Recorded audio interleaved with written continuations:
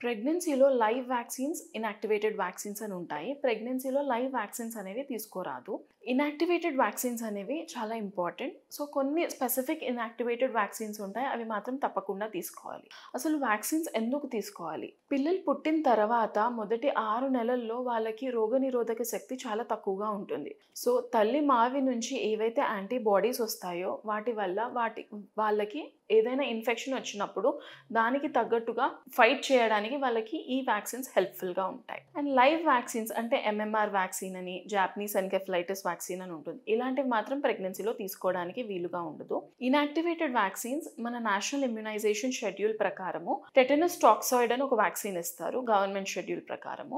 ఇది గవర్నమెంట్లో మొదట 3 డోసులు ఇచ్చేవాళ్ళు. ఇప్పుడు 2 డోసులు, ఒకటి 5వ నెల తర్వాత, ఇంకొకటి ఒక 4 వారాలు. ఫస్ట్ డోస్కి సెకండ్ డోస్కి ఒక 4 వారాల తర్వాత సెకండ్ డోస్ ఇవ్వచ్చు. దీంతో పాటు టీడాప్ అని వ్యాక్సిన్ కూడా ఇస్తాం. అంటే tetanus, diphtheria and acellular pertussis అనేది. ఇది టెటనస్తో పాటు diphtheria and whooping cough pertussis అంటాము. దానికి కూడా ప్రొటెక్షన్ ఇస్తుంది. ఇది అరౌండ్ 28 to 36 వీక్స్కి తీసుకుంటాము. ఇంకొక important vaccine is influenza vaccine. Influenza vaccine ఈ ఫ్లూ, ఈ కోల్డ్ దాని నుంచి ప్రివెంట్ చేయడానికి ఇంపార్టెంట్. సో, ఫ్లూ వ్యాక్సిన్ కూడా ఇస్తాము. సో, ఈ 3 వ్యాక్సిన్స్ అనేది ప్రెగ్నెన్సీలో నేషనల్ ఇమ్యునైజేషన్ షెడ్యూల్ ప్రకారము ఇవ్వడం జరుగుతుంది.